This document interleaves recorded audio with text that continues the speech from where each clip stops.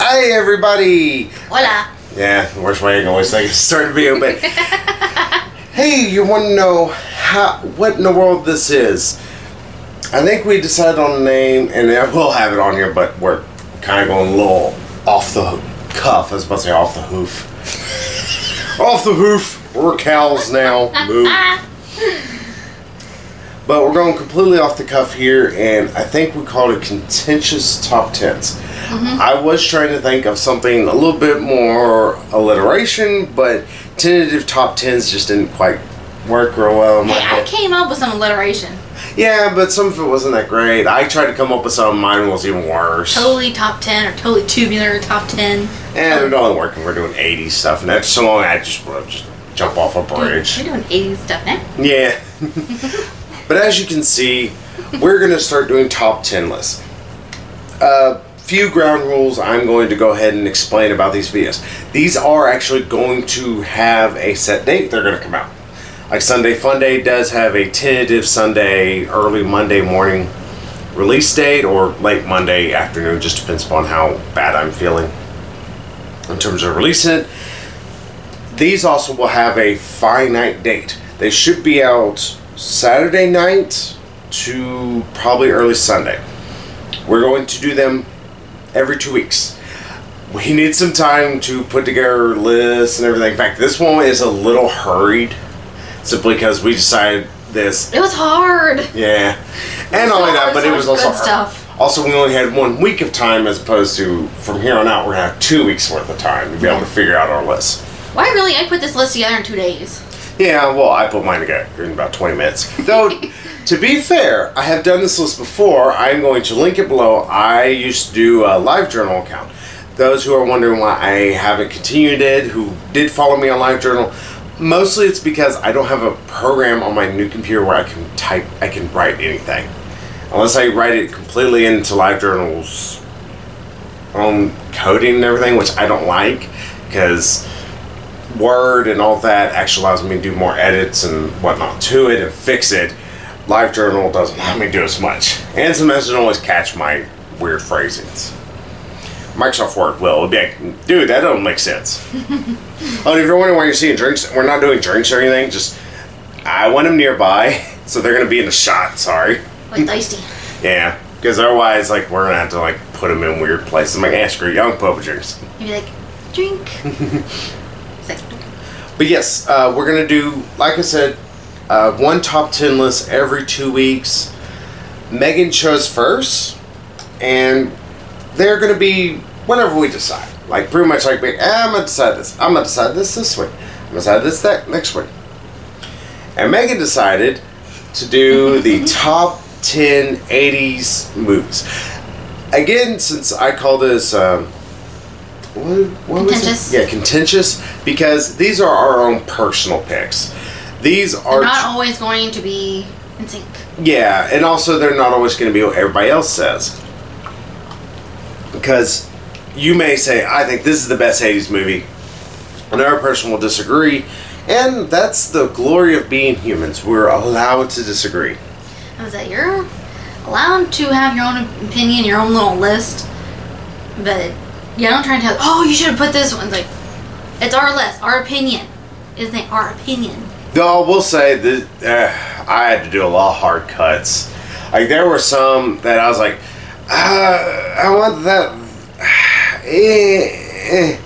And yeah, I have one movie that I really regret having to cut. It's like, yeah. Unless you want to give us 2 honorable mentions. No, that is the other ground rule I'm going to state. A lot of people like to have just like a plethora of just honorable mentions. That to me defeats the purpose of an honorable mention. His would be longer than the list. Yeah, my honorable mentions would be upwards of 40. Some odd different movies. I love a lot of good. There's a lot of damn good 80 films out there. Mm-hmm. But 80s was an awesome time. Yeah, well, 90s is also pretty good too. Yeah, eventually we're doing top 10 90s. Yeah, that one's gonna be difficult as well. Yeah, because there were some I was wanting to put on this list, but it's like, they were just barely 90s, like 90 or 91. It's like, But yeah, one honorable mention, because it's truly not an honorable mention if you have multiples. Because the honorable mention is always just one honorable mention. That's my personal pet peeve, and I hate people. I have 17 honorable mentions. No, that's not honorable mentions. This is our list. But anyway, let's get to it. All right, so how about you lead us off so that way, and we're gonna just sit here and we're gonna make funny chairs list. I know it.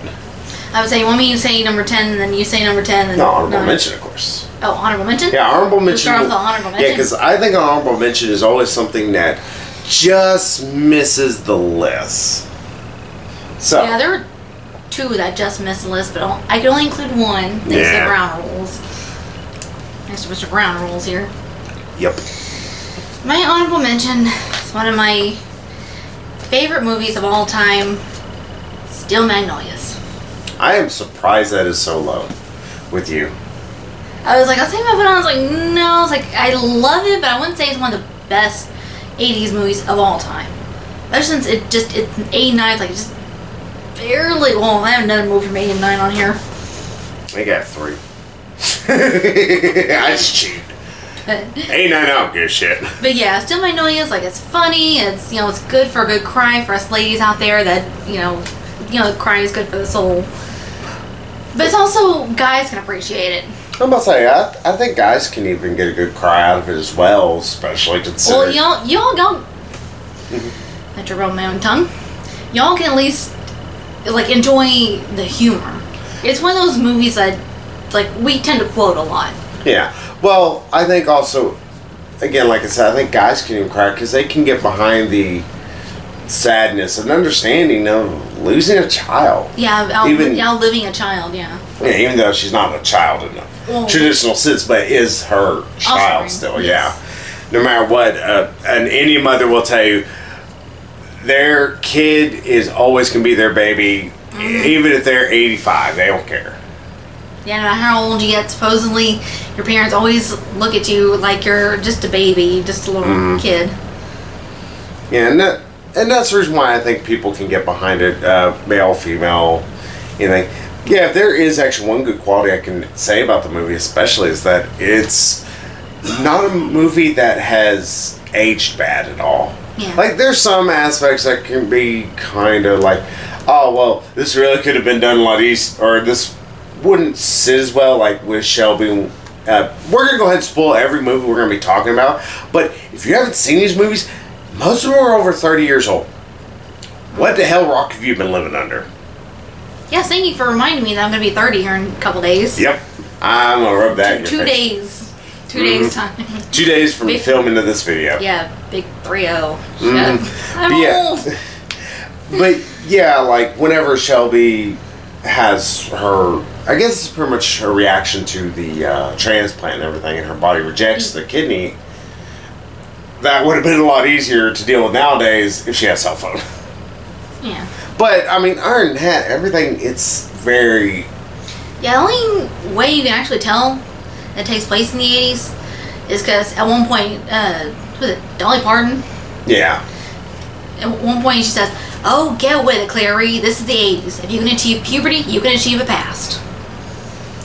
But you don't get quite the Dolly Parton twang she puts on things. I'm from Texas, not the Appalachians. Appalachian Mountains, like she's from. I was I ain't that them West backwater. Virginia people. Yeah, I was like, I ain't backwater like that. No offense to Dolly Parton, but she's...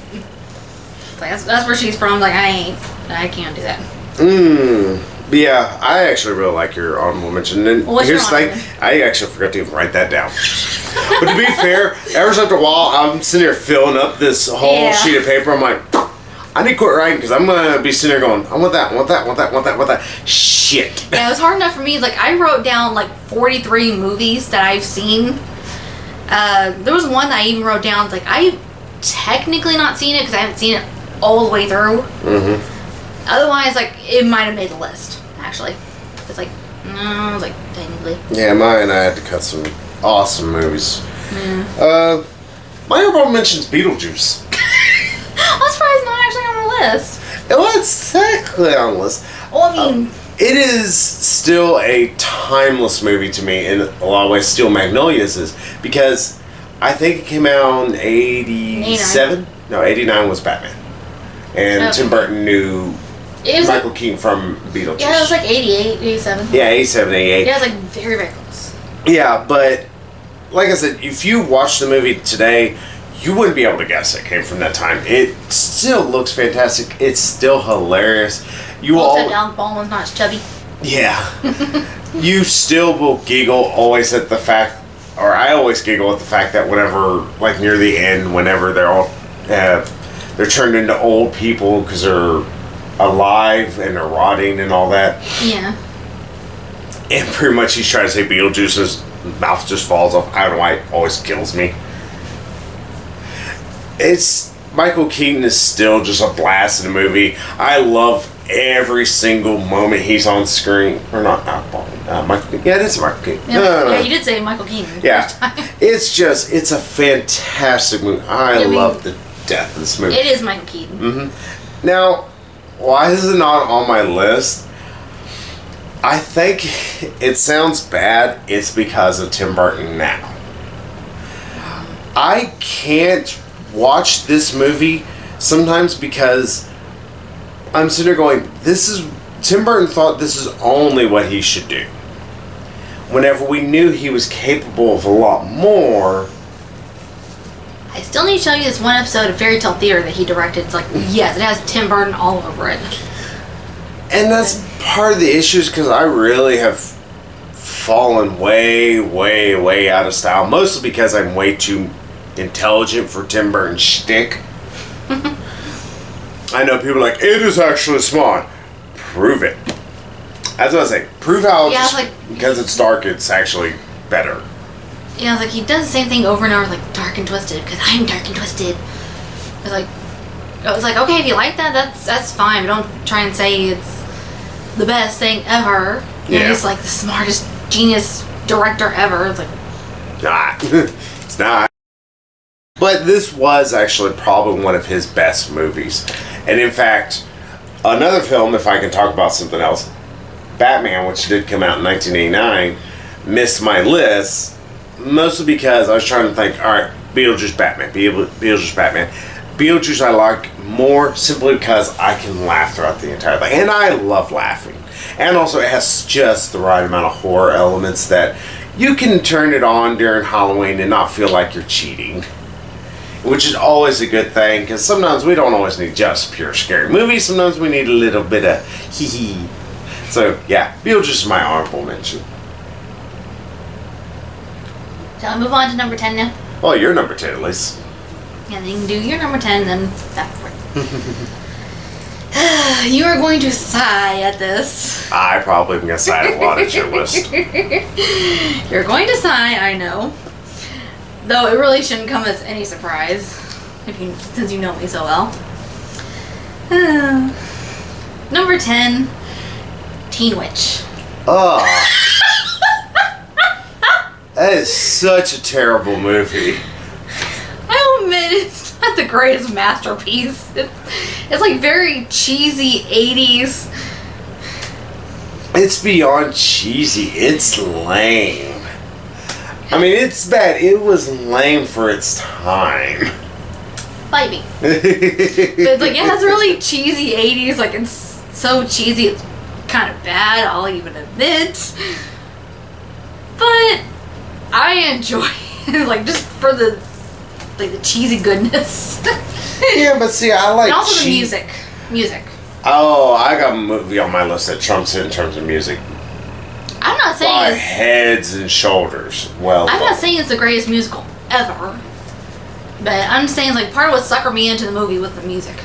Well, I got a movie that's got even better music than it. Like I'm saying, it's got awesome music. Best movie soundtrack ever. I will throw it down there, hands down. I'll get into it because it's high up on my list too. Anyway, what's your number 10? No, because we gotta dissect this bitch. They gotta keep. We got to figure out.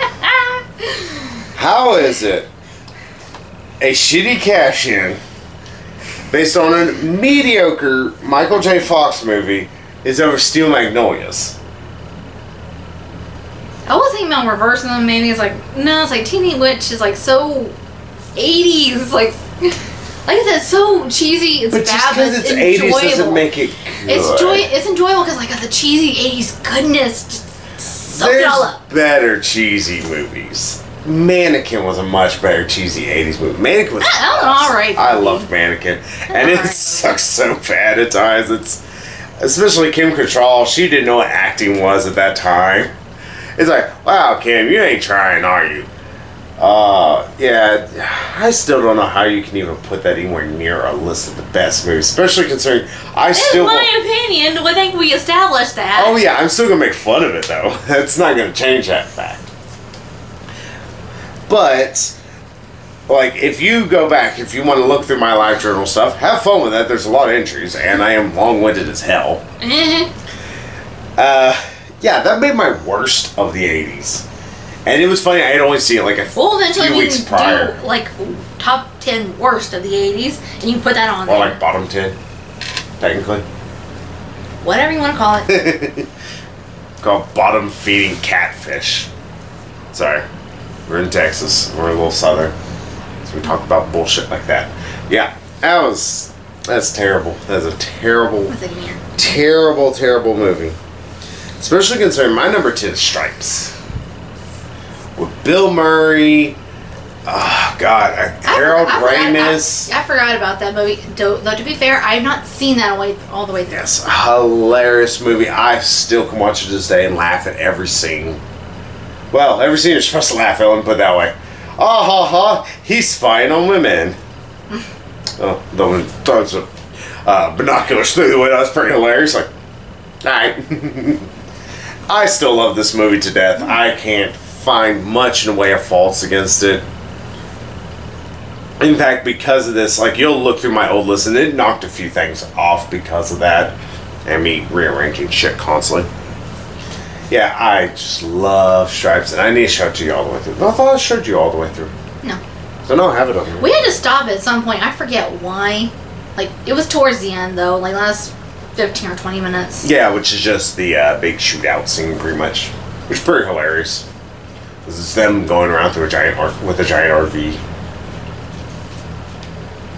Yeah, Stripes, a hilarious movie. Everybody should watch it if you haven't watched it. Harold Ramis and Bill Murray probably at their funniest. Also has some great. Oh, we also stopped watching RoboCop. Well, we stopped watching RoboCop because you had to go home.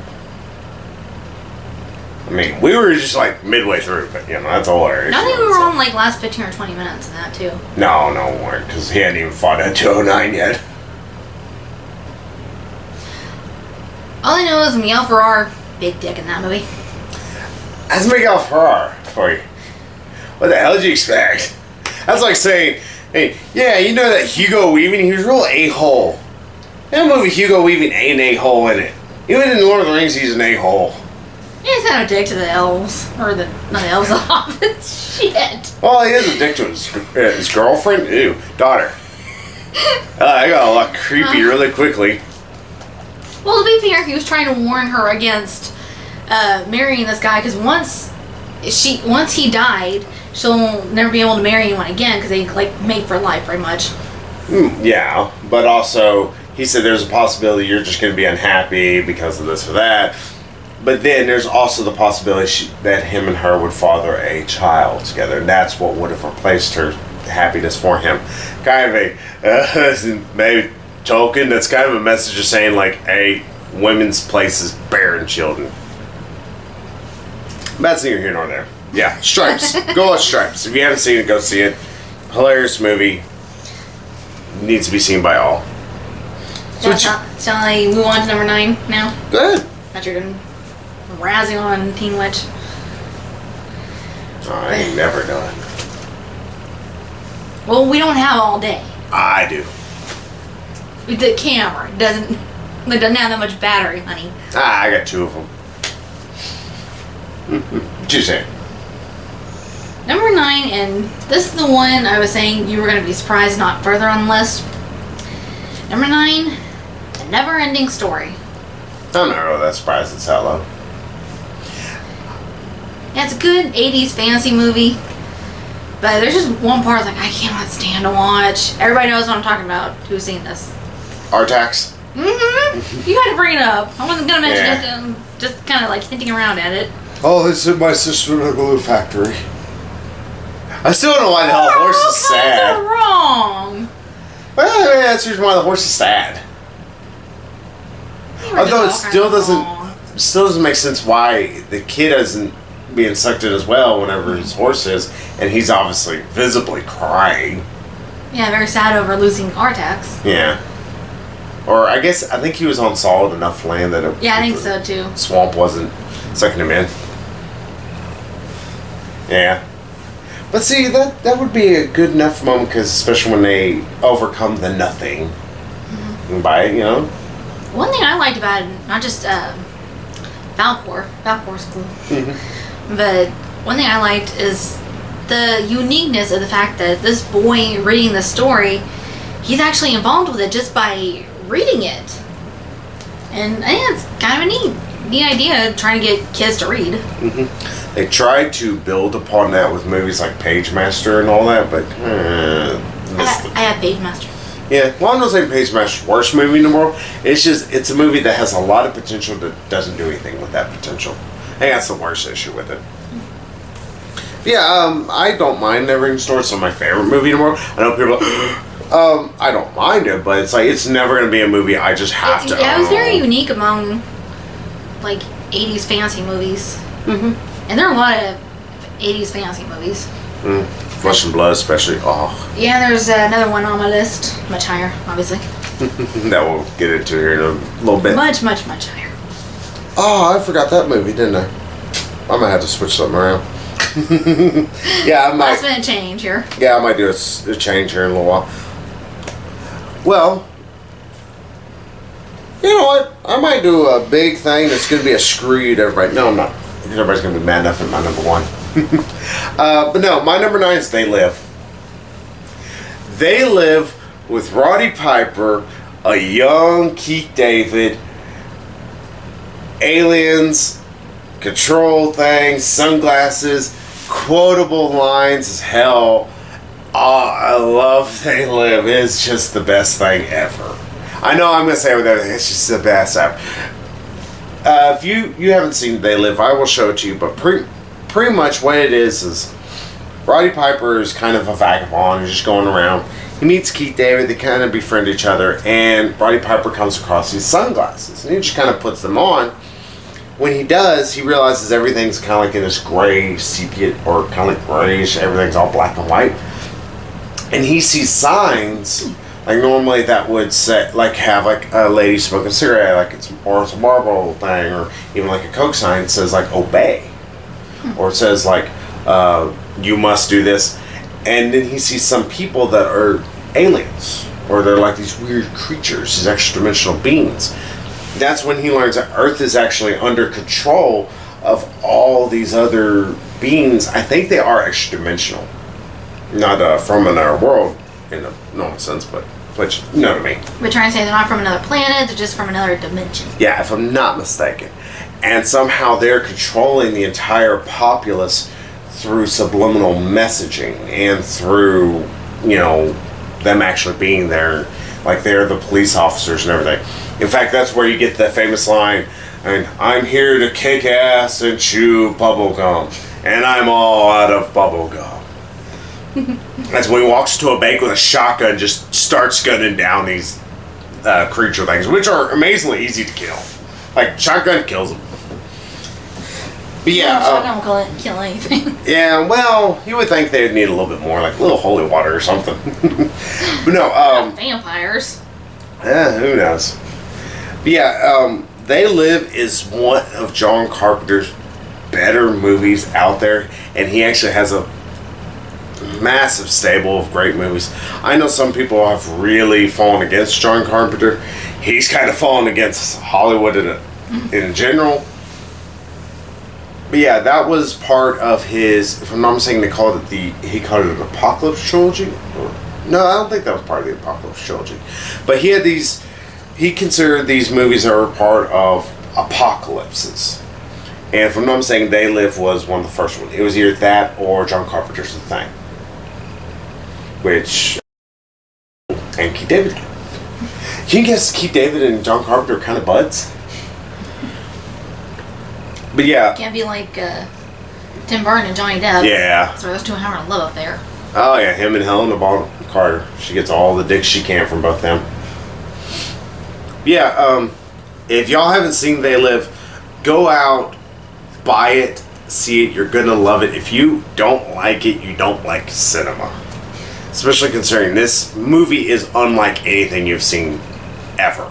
And also, Roddy Piper's tried to keep David when they're fighting at one point.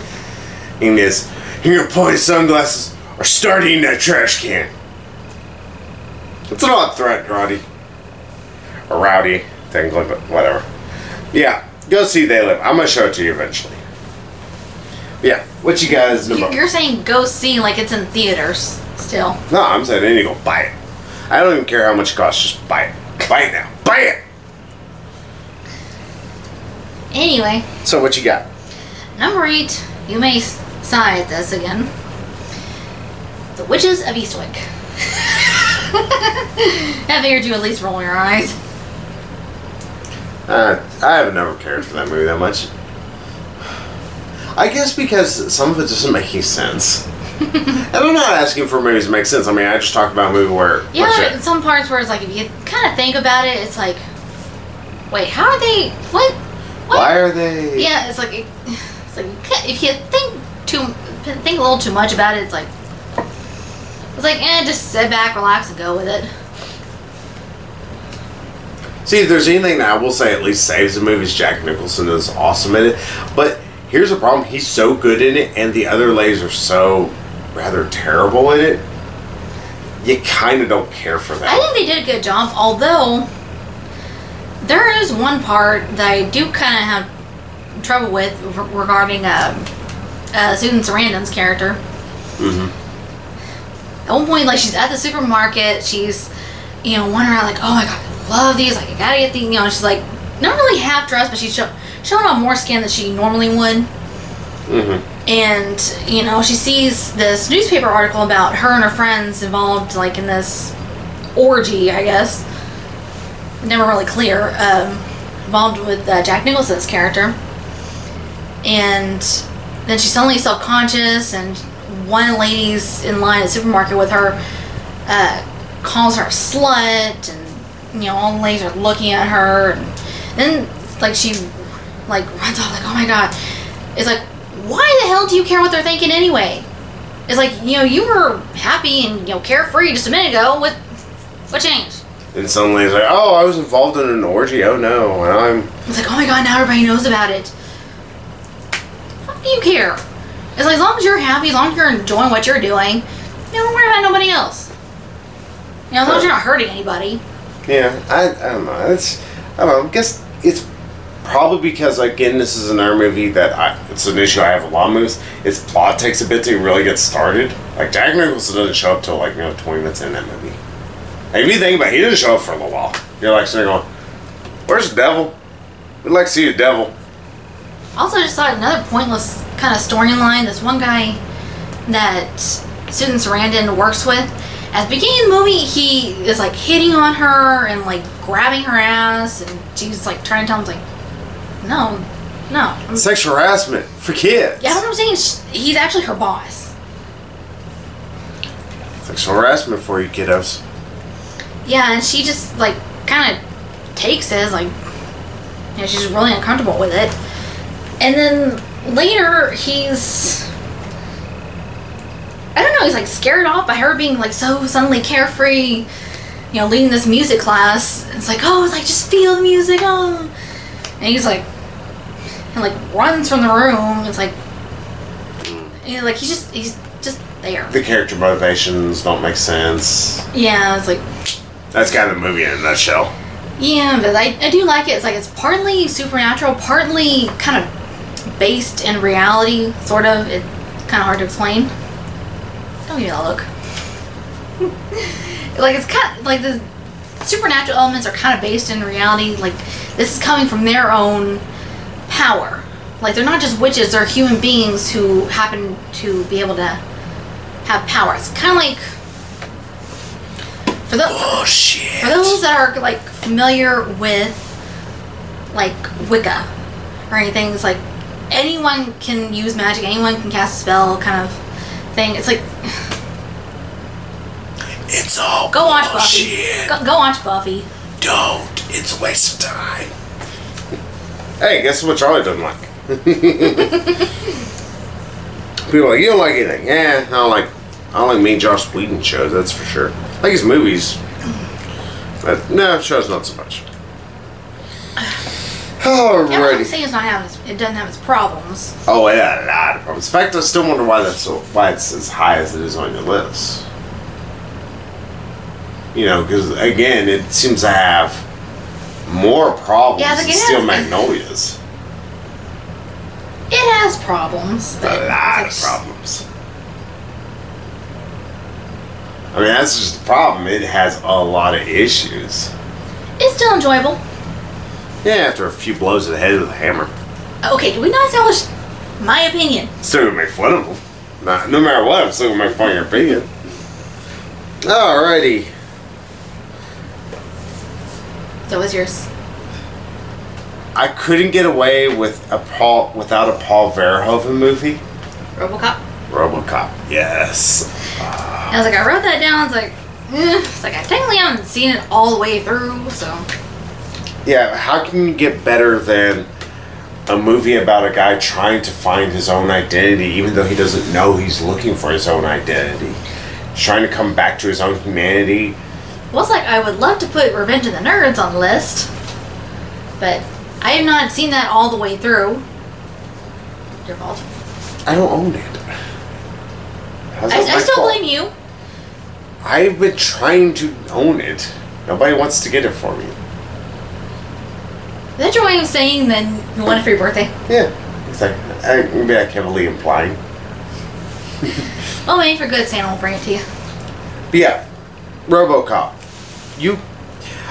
I will say, and this is what's holding it down to 8 on my list, and I know it's weird. I actually do kind of prefer the second one over the first one. I know people think I'm insane for that. That's another ground rule. We had only one film per franchise. Yeah, though, like, really, the 80s weren't bad about having a bunch of different things. Yeah, it's only like 2000s really, like, the cash cows. Yeah, where you got, like, here's 13 different franchises. Or 13 different movies in the same franchise. Jump cut! Sorry, I had to cut something out because somebody's sitting there flapping something the whole time, and I'm like, I know that's distracting this could be, because this distracted me because I'm seeing it out of the corner of my eye the whole time. No. But yeah, RoboCop, one of the best sci-fi action movies of that decade. Not the best, mind you. I will say it's not the best. Mostly because it does take a little bit to get started out. I will fully admit that. But the startup that it gives, it's good. You care about this character. You're saddened when he dies. And you're good to see him come back, and you're rooting for him to get back that humanity of his. And find out who he was. It's sort of like an amnesiac tale in a way, but not. But it's an awesome movie. I don't know a single person that hasn't at least heard of it. So. Usually it was filmed in Dallas. Yeah. So it takes place in Detroit. Yeah, first movie filmed majority of the outside and establishment shots and all that were filmed in Dallas. Since that's where we're at and everything, I can tell you, like, at one point whenever they're chasing him, or chasing, I can't remember his name, the bald guy who's the bad guy who was Miguel Ferrar's character? No, the one guy he was on a show, I can't remember what it was. It wasn't like Seventh Heaven, but something like that. That 70s show? Is that what you're Yeah, the dad from that 70s show. Yeah. But I know the actor's name, I just drawn a blank. Yeah, whenever Alex Murphy and his partner are first chasing him, like, you can see in the background, Reunion Tower. I, in fact, can tell you where they're driving. Although now you couldn't do that because there's a lot more buildings and all that there. Yeah, fantastic movie. The Dallas sky looks pretty at night. Mm-hmm. If you'll ever come visit, you have to see it at night. Yeah, from certain angles especially. It's like very unique. As Not quite, New York City level of opulence, but still there's a lot. So, what do you got for yourself? You know I had to include this. The Little Mermaid. I'm surprised it's that low. I figured you'd be surprised. Surprised by that. Mm-hmm. Yeah, it's just... I had like it's barely 80s, came out in 89. But still, it's like, it's one of my favorite movies from when I was a kid. Like, I always, whenever I was younger, anytime I got in a pool, like, I always pretended I was a mermaid. It's because of that movie. It's like I love mermaids. I always wanted to be Ariel growing up. You know, screw Cinderella and Snow White. It's like, I want to be Ariel. I want to give away my soul so that way I can try and get this attention of a guy I don't know. I know you're making fun of the... I'm making fun of the story more than anything. Yeah. I know you're making fun of the premise. Yeah. I've never been that big of a fan of Little Mermaid, but I will admit, it's like, it looks nice and everything. Just it's not. Yeah, and also songs. I'm a sucker for music. The Poor Unfortunate Souls always will trump Under the Sea. Mm-hmm. Like, horrible Jamaican accent there. Yeah, Kiss the Girl and Poor Unfortunate Souls were my two favorite songs from that. Kiss the Girl sucks. I will just throw it out there. Kiss the Girl sucks dick. But anyway, yeah, totally awesome thing about Little Mermaid. It kicked off the Disney Renaissance, one of the greatest times to be a kid. Disney Renaissance. Yes and no. I say included Little Mermaid, Beauty and the Beast, Aladdin, Hercules, Pocahontas, Notre Dame. Kind of overrated movie in my opinion, but that's a whole other video. Nowhere near as overrated as Hercules is. Actually, I think Hercules is kind of underrated, but... Hunchback of Notre Dame has probably Disney at its animated best, and also has it at probably its most talented writing and its most talented songwriting. I know that Hunchback of Notre Dame, it's one of those movies that's pretty to look at, but when I was a kid, the songs were mostly not that memorable. Well, that's because it wasn't really meant for kids, I don't think. It didn't help the story. It's not like, really a... Yeah, like two major issues I had with that movie when I was a kid. One, it was... Oh, sorry. Yeah, I have a little bit. Any deal there? It's like up against my knees, like, I was like, stop that. It's a bug! No, it didn't feel like bugs. It was like, it's just like, stop that. Sorry, that was my bad. But anyway, yeah, two major issues. One, it was like marketed as a comedy, and there wasn't really that many funny parts, actually. Like, what was in the trailer, that was the funny parts. I would say it's like Ghostbusters, but you know, Ghostbusters was terrible. He's talking about the new one, obviously. Of course. If I'm talking about the original, you have all rights to crucify me, literally. Yeah, I was thinking about putting the second Ghostbusters on here. It's like... 89 counts. I know. It's like, still, it's like, no. It's like, there are other movies I like better. I mean, it's a good movie, but... It was leagues better than Witches of Eastwick. But anyway... Teen Witch. Can't really argue with you there. That's what I wonder why. It's like, guys just kick some stuff off. But anyway... My list, damn it. But anyway, yeah. First of all, it was marketed badly. And second of all... It's like, it was really heavy on, like... Atmosphere. On religious themes. It's like, that was, like... Well, like, really, you know, sin and the church and whatnot. It's like, that was... Yes and no. It's less about sin and more about morality. I know, but it's like, there was a lot of emphasis on sin and the church and... Because it was playing upon the fact that this guy can't even just allow himself to be happy. I mean, I know they kind of technically toned it down, because in the book, Frollo is a, he's a priest. Yeah, he's a priest. That's the reason why they made him Frodo, a judge in the... Yeah. Frodo, is that right? The guy... Well, Quasimodo. Frodo's from Lord of the Rings. God, everybody had hairy feet, I bet. You're talking about... Yeah, you're mistaken for Judge Frollo. Yeah. Brian just mixes stuff up. I have had about 8 hours sleep in the past 48 hours. I will say as much. Tony J played Frollo brilliantly. Mm-hmm. Especially during Hellfire.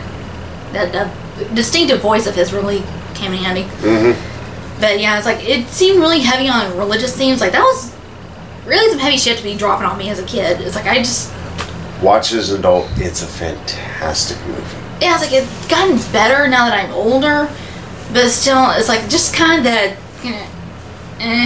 from when I was a kid. Just, Hellfire, desire. I'm gonna pour this drink on you. Better yet, I love that song. I love it to death. I like that song too. I'm just saying. Yeah. I mean, I'm not gonna sit there and argue. It's like, I know I'm not a huge fan of Little Mermaid. It's not that I hate it. It's an alright movie. It's never a movie I would have found on DVD or anything. I own it. But it's like, I'm actually surprised, like I said, that I'm surprised not higher on your list. I would expect know. I figured higher. you'd be surprised about that. Now, here's my curveball. Nightmare on Elm Street 3. I have to include a Nightmare on Elm Street movie. It's a requirement as part of my being. I love Freddy.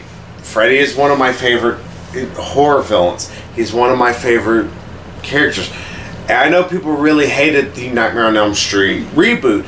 I personally didn't think it was that bad. I thought it wasn't that great, but it was not, I mean, it's like, wasn't Robert Englund, but, he was still intimidated as hell. And yeah, what the hell was that dude's name that the guy... yeah, he was in Watchmen, Jackie Earle Haley. I was saying, I knew he had... He was also in the reboot of RoboCop. He was like the best part of that movie. You say so? Yeah, he's in it for like 10 minutes. Not that I'm downing you, I haven't seen the new RoboCop. Yeah, me too. I haven't even seen an old one. But yeah.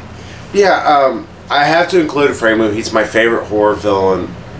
There's not much you're gonna get better than a Nightmare on Elm Street movie, especially one. Let's do. We're gonna fuck two. Robert Englund's awesome in that movie, but oh my god, what the hell? Seriously. Is that the one? You forgot the power glove. No, that's Freddy's Dead. That's 6. Freddy's Dead is stupid as can be, and it makes no damn sense, but I love it still. And it's a 90s movie, technically. Because I think it came out in 92, 93 or somewhere around there. You showed me number 3, I think. Yes, I showed you Dream Warriors. Yeah, if you're wondering which one I'm saying 3, it's Dream Warriors. But no, 2... I know you skipped over 2 because they defeated him with the power of love, you told me. Oh, yes, that is the dumbest thing. I love you. Oh, I die now. What? How do you defeat Freddy with the power of love? I expect to hear Huey Lewis now. And the power of love. It's like, I almost threw my TV out the window when I finally watched that all the way through. Because I remember not liking it as a kid. Mostly because it... And yes, I'm fine with deviation from the norm. It would have been unique.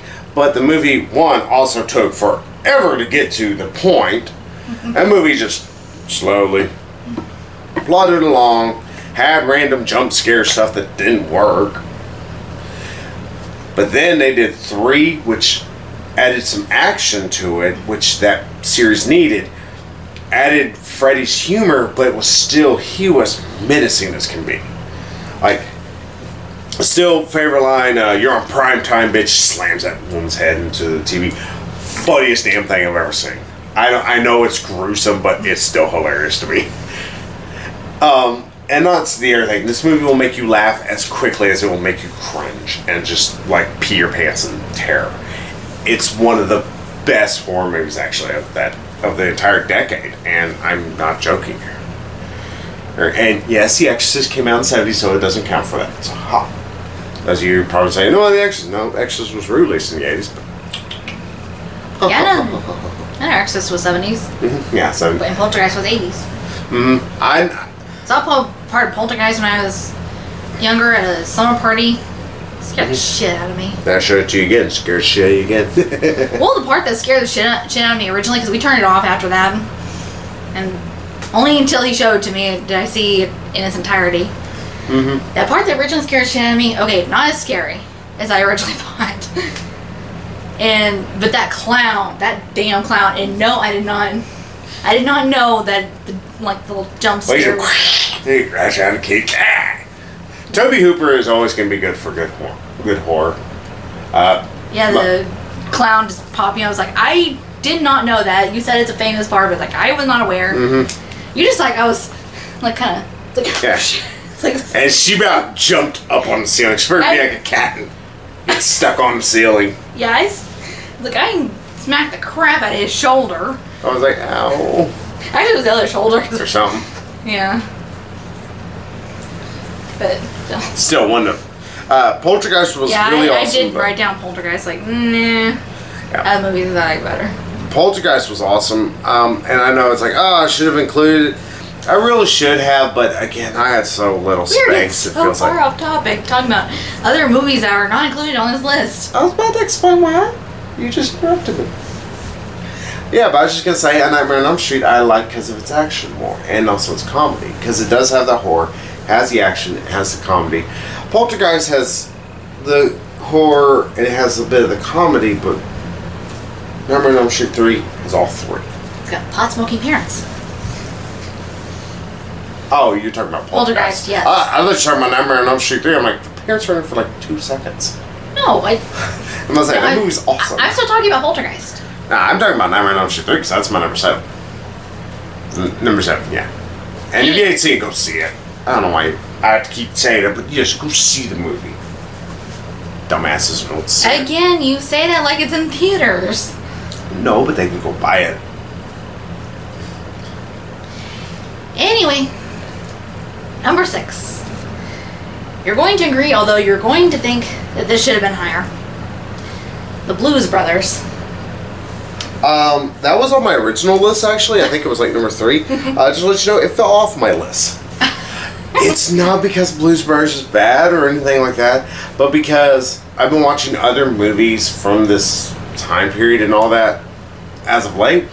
Blues Brothers is still one of the funniest damn musicals I've ever seen. Fuck you if you don't think it's a musical. There's a lot of songs, a lot of dancing. I mean, Aretha Franklin and Ray Charles just both spontaneously burst out in song. If that doesn't qualify as a musical, what the hell is? And of course, Ray Charles is still the hilarious thing. Fat Press, I even throw in the Black Keys. Thanks, Ray. That still kills me every time I about pee myself laughing.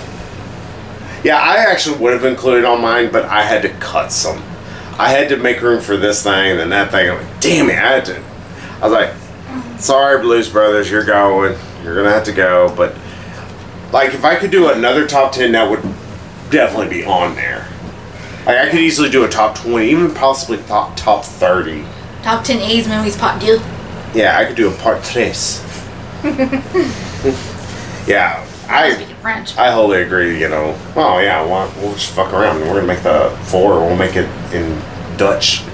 No, that's actually messed me up. Let's make it in Zulu. Yeah, I actually love that movie. Yeah, he finally showed it to me. Mm-hmm. It's like, okay, yeah, that's pretty funny. Mm-hmm. And it barely makes sense, yeah, too. that ending's like was so hilarious. The that's the thing.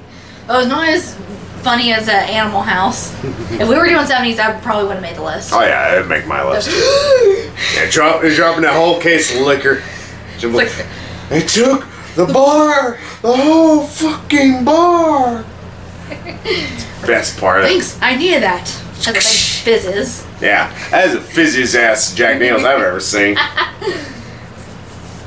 Yeah. Yeah, and also up. I like him even rappelling down things. Oh, it's so stupid, but so hilarious. Yeah. Well, like whenever they get out of the car, it falls to pieces, and they just took their hats off for a second and run inside. All right, that was funny. So I guess I should move on to my 6. Mm-hmm. Well, we're gonna go to the all-time Christmas classic, Die Hard.